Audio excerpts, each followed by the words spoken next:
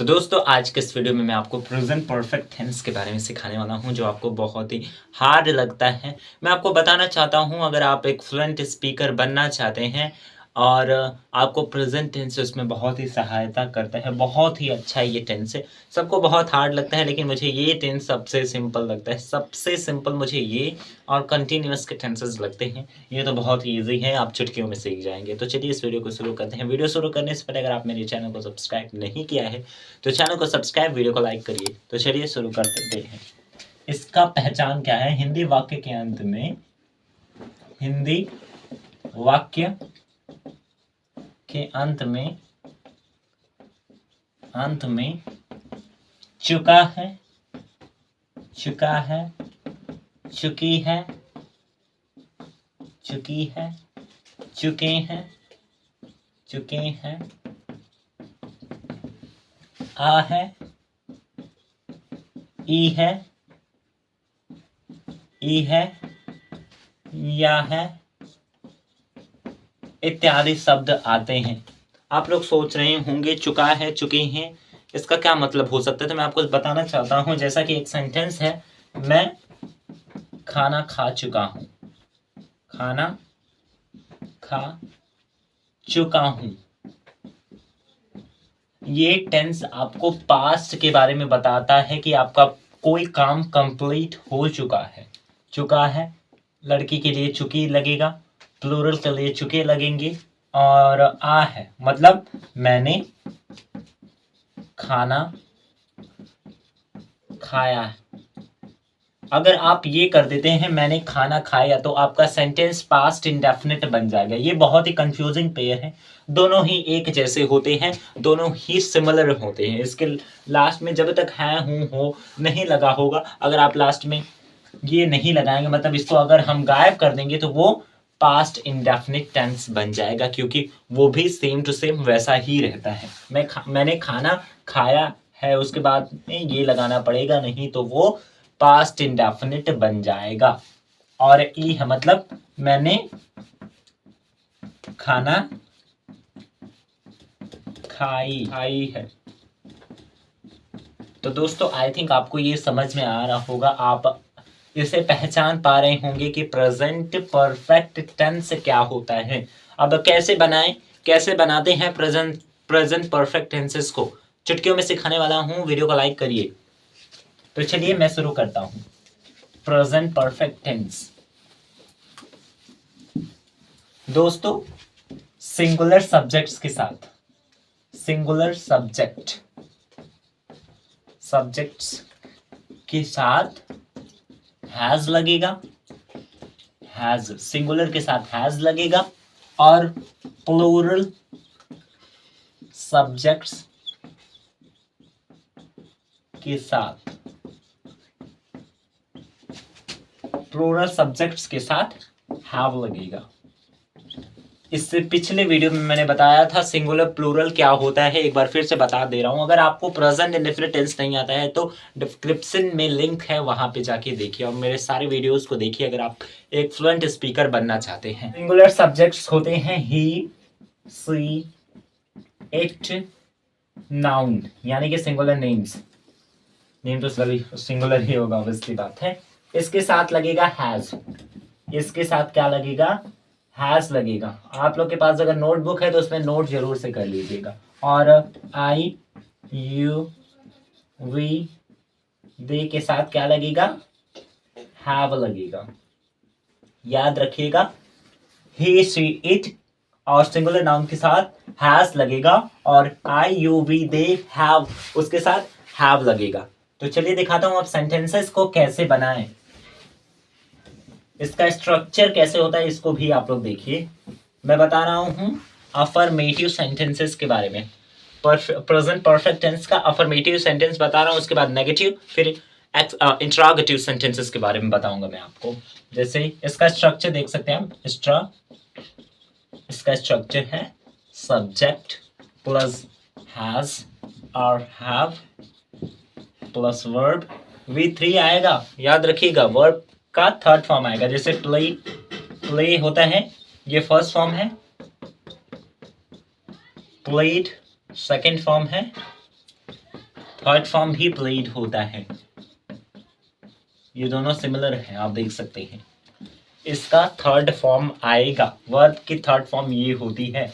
याद रखिएगा कि वर्ब की थर्ड फॉर्म आएंगी। अगर वर्ब की थर्ड फॉर्म आपको नहीं याद है तो प्लीज वर्ब की थर्ड फॉर्म कम से कम 100-200 तो याद ही कर लीजिए, उसके बाद अपने आप याद हो जाएगा। धीरे धीरे याद करते रहिएगा। Subject has, have plus verb 3, verb की थर्ड फॉर्म। ऑब्जेक्ट प्लस कंप्लीटमेंट, कंप्लीटमेंट मतलब ये फुल स्टॉप जैसा है। अब सेंटेंस में दे रहा हूं, मैं खाना खा चुका हूं। मैं खाना खा चुका हूं, इसका मतलब कोई काम खत्म हो चुका है। मैं खाना खा चुका हूं। अब आप ये बताइए, ये जो मैं है ये सिंगुलर है या प्लूरल है? ऑब्वियसली बात है, आपको थोड़ा कंफ्यूजन हो रहा होगा कि मैं प्लूरल कैसे हो सकता, मैं तो खुद मैं ही हूंगा ना। तो मैं बताना चाह रहा हूँ कुछ कुछ सेंटेंसेस में ये सिंगुलर होता है और कुछ कुछ सेंटेंसेस में ये प्लूरल होने का काम करता है। तो इसमें ये प्लूरल है, कहीं कहीं सिंगुलर भी होता है लेकिन इसमें प्लूरल है, आप देख सकते हैं। अब इसको कैसे बनाए? सब्जेक्ट क्या है इसमें? मैं खाना खा चुका हूँ। इससे पहले आपने सब्जेक्ट के बारे में और प्रेडिकेट्स के बारे में पढ़ा होगा। मैं खाना खा चुका हूँ। अब सबसे पहले सब्जेक्ट आएगा, सब्जेक्ट है आई, फिर हैज या हैव आएगा। अब मैंने बताया था कि सिंगुलर के साथ सिंगुलर के साथ क्या आता है? हैज आता है। सिंगुलर के साथ हैज, प्लूरल के साथ हैव आता है। आई हैव, ये प्लूरल है, ये प्लूरल है, इसके साथ हैव आएगा। आई हैव खाना, आई हैव, फिर उसके बाद क्या आएगा? वर्ब आएगा। मैंने बताया था ना, subject has have plus verb plus object plus complement. इसकी थर्ड फॉर्म क्या होती? खा, खाना खाया मतलब ईट। खाने की थर्ड फॉर्म क्या होती? Eat, ate, eaten. इसकी थर्ड फॉर्म क्या होती है? Eaten. I have eaten. Eaten क्या खा चुका हूं? खाना भी तो बाकी है भी। I have eaten food. I have eaten food. I think आपको समझ में आ रहा होगा। दूसरा सेंटेंस हम देखते हैं हमारा, वह स्कूल जा चुकी है। सबसे पहले इसके अंग्रेजी लगाते हैं।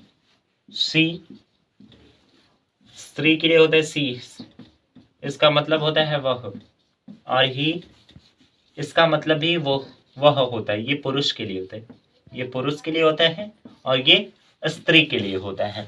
अब इसको कैसे बनाते हैं ये देखिए।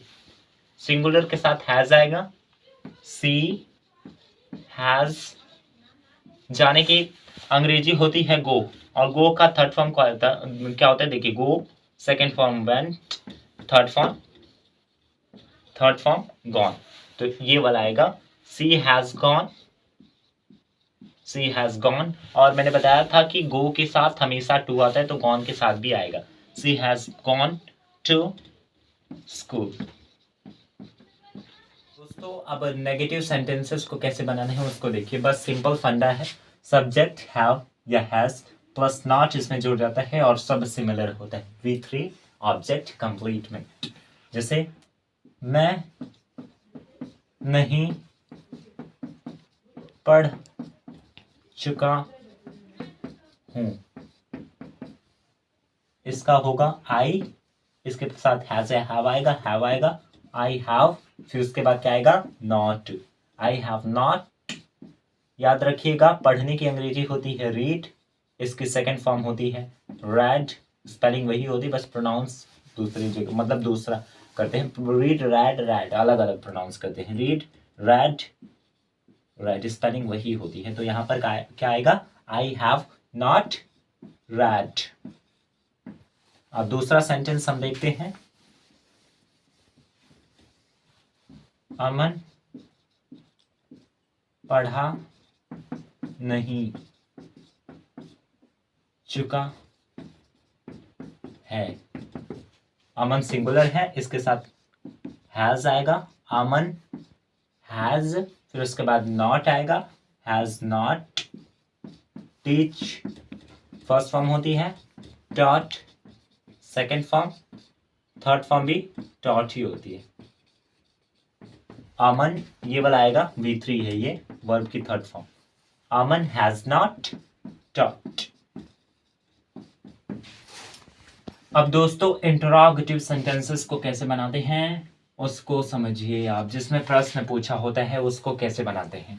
जैसे क्या अमन पढ़ा चुका है। सबसे पहले हैज या हैव आएगा। अगर उसके बाद कोई WH फैमिली यानी कि व्हाट विच अगर कुछ रहेगा तो उसके बाद WH फैमिली आएगा, फिर उसके बाद सब्जेक्ट आता है। तो दोस्तों सबसे पहले हैज़ या हैव आएगा। सबसे पहले हम हैज़ लगाएंगे क्योंकि अमन सिंगुलर है। हैज़ उसके बाद अगर कोई WH फैमिली आता है तो उसके बाद WH मतलब यहाँ पर दिया है अमन क्या नहीं पढ़ा अगर मतलब क्या क्यों ऐसा रहता ना तो उसके बाद व्हाट विच या कुछ आता, लेकिन उसके बाद कुछ है नहीं। अमन है सब्जेक्ट है तो हैज अमन टॉट, ये यू है टॉट, फिर इसके लास्ट में इंटरोगेटिव मार्क आएगा। दूसरा सेंटेंस है आर्यन क्यों सो चुका है। जैसा कि आप देख सकते हैं यहाँ पर बीच में WH फैमिली यानी कि क्यों आया है। वाई सबसे पहले इसकी अंग्रेजी आएगी वाई हैज, उसके बाद हैज या हैव आएगा। हैज आएगा फिर उसके बाद सब्जेक्ट आएगा। Why has Aryan, Aryan capital में इसलिए लिखा मैंने क्योंकि ये एक नाम है, नाउन है, और नाउन कैपिटल में ही लिखा जाता है। Why has Aryan slept. अब दूसरा सेंटेंस हम देखते हैं। दोस्तों ये सेंटेंस है वर्षा खाना क्यों नहीं बना चुकी है। अब इसको कैसे ट्रांसलेट करते हैं ये देखिए। सबसे पहले क्यों वाई, उसके बाद हैज या हैव आएगा। हैज आएगा why has Varsha not cooked food. ये has Varsha not cooked food, last में इंटरोगेटिव मार्क देना ही पड़ेगा, नहीं तो सेंटेंस अफर्मेटिव सेंटेंस बन जाएगा।